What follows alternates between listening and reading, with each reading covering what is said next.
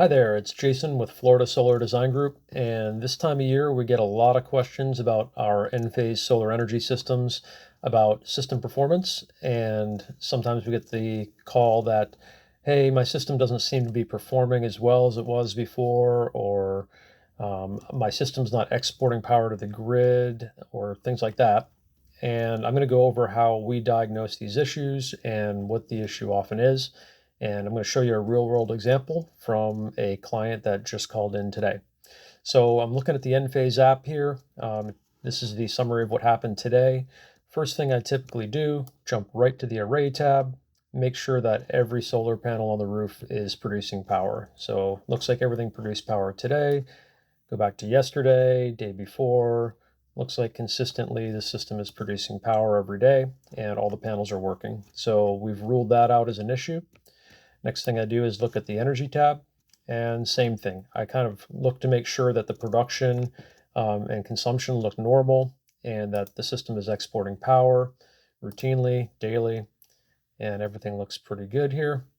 We do see that on most days this time of year, the system is not producing as much as the house is consuming, and that's normal in August. If we jump back to earlier in the year, let's say, look at March 4th here. Perfect example, net export is 8.6 kilowatt hours. You're producing a lot of energy in March, not really consuming as much, April. And that's pretty consistent day after day. Then if we look at the month, same thing. You can see in May, this customer was a net importer of power, net exporter in April, March, February, and January they were a net importer. We had some really bad weather this year in January. But if you look at the year, that's where we can really dig into things and see what's happening. So far this year, the customer has imported about 1 megawatt hour, 941 kilowatt hours, and they've consumed more than they've produced. And you can see right here in May, consumption just went off the charts. May, June, July, very heavy energy use, and solar production has gone down. And that's normal. This time of year, you start getting cloudy weather and you produce less power. But let me jump back to 2023.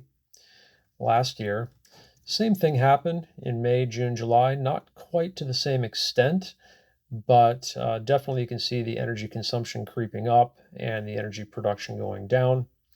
In May, June, July, you can see the consumption number up here in the middle, 1 megawatt hour, 1.1 megawatt hour, 1.1. And then jumping to 2024, their consumption was 1.4 in May, huge jump, 1.3 in June, 1.2 in July. So they're consuming considerably more power than they did last year. Production was about 1 megawatt hour, about 0.9 kilowatt hours, 0.9.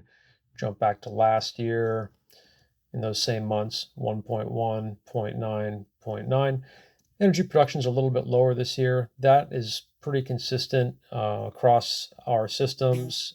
This has been a much cloudier year, and energy production is just a little bit lower. So we got a combination of energy production being a bit lower and energy consumption going up for this particular homeowner. If we really want to dig into this, what I do, I get pretty technical with it. I'll jump into the menu and the system and generate some reports.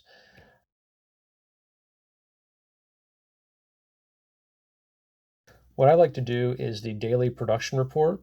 It lets you put in a time frame. So I'm going to put in January 1st of last year through yesterday. I'm going to email that report to myself. Okay, and then I'm also going to do the daily consumption report for the same date range and email that to myself. So I'm not going to show you this part, but now I'm going to jump into my email, grab those emails that Enphase sent me, and then I'm going to draw some graphs. The Enphase monitoring app is great, but there are a couple of deficiencies. You can see the monthly energy production and consumption very easily, but it doesn't really show you the cumulative throughout the year. Even if you look at the lifetime data, the monthly data. It's really just showing you each individual period with no cumulative numbers. That's where drawing some graphs can really come in handy to show you what happened this year so far versus last year. Okay, through some AI wizardry, I took that data that Enphase sent me and I created a few graphs that should help explain what's going on here. Right now, we're looking at the solar energy production and consumption for 2023.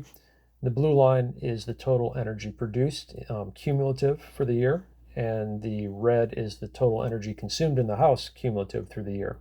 So you can see right from the start in January 2023, solar production exceeded consumption cumulatively until you get to about mid-September here, when that's kind of a break-even point. But then solar production really kept up with consumption, actually even increased, exceeded consumption by mid, mid-November. And by the end of the year, came up with essentially net zero for the year. So this customer essentially broke even on production and consumption. If you jump forward to 2024, same chart, you can see in January here, the production immediately started falling short of consumption. We had a very bad January weather-wise, so we lost out on some energy production there. But the energy production really never exceeded consumption too much. The maximum was reached somewhere here in late April, early May. And then by late May, the break-even point happened, and then consumption really took off from June, July, and August, or June and July so far. Consumption has really taken off, whereas production has fallen a bit short. So what's happening here is the customer's energy consumption in the house has gone through the roof, and the energy production this year is a little bit less than last year. There's going to be some annual variability in production, and this is really nothing to be concerned about. But the energy consumption has definitely increased dramatically. If we jump forward to a comparative graph showing both years, the dotted lines are 2023, the solid lines are 2024. So if you look at the red consumption lines, in 2024, the consumption so far this year is way above the consumption at this time in 2023. And the same thing, the production has fallen short of last year's production. So it's kind of a double whammy this year. But that consumption number is really the one I'm focused on here and is concerning. Another way to look at it is you can compare the net energy. So this is just the cumulative net energy throughout the year. And by the way, I've omitted the leap day this year. 2024 is a leap year, so I took February 29th out just to make this easier to look at. But the green line is 2023. You can see that immediately the customer started building up credits and got up to about 1,000 kilowatt hours of excess credits by early May. And then they started eating into those credits throughout the year, got down to about a break-even point in early October, bumped up a little bit, and then came back down to zero. So that's the net energy of zero at the end of the year of 2023. 2024, by comparison, immediately had a shortfall due to that January bad weather. Never really built up credits at the rate that they did the prior year, just because that consumption is a little bit higher. And then again, May, June, July here, that's when the consumption really took off and really started getting into the negative. So right now, as of yesterday, the customers had about 900 kilowatt hours negative.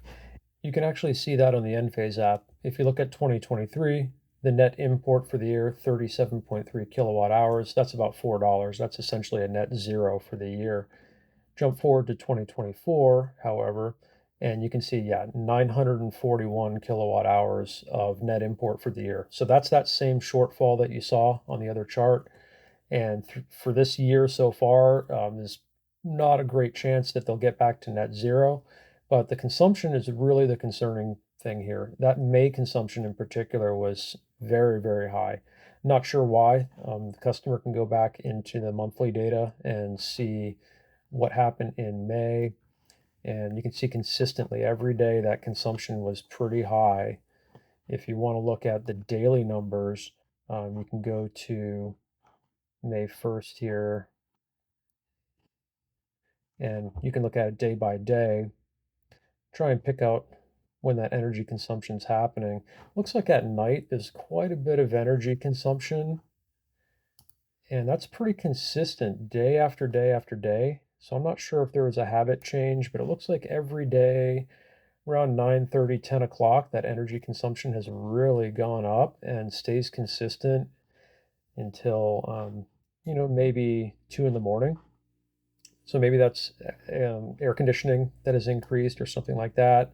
I don't think it's electric vehicle charging, but the customer can go back and look at their daily energy consumption and understand where that energy use is. And it really looks like something's going on at night here. So I'm going to tell them to go ahead and look at their nightly energy consumption and see what may have changed in the evening to make this year a little bit different. I hope that answers your questions about how to use the Enphase app to compare last year versus this year and how to get an idea of what's going on if your energy use seems to be going up or your production going down, and how I go about analyzing it for customers. And I'll be getting back to this customer momentarily after I finish up this video, and hopefully they'll have the answers they need to manage their energy better in the future. Thanks, and if you have any questions, don't hesitate to reach out to Florida Solar Design Group. We are happy to help. Bye-bye.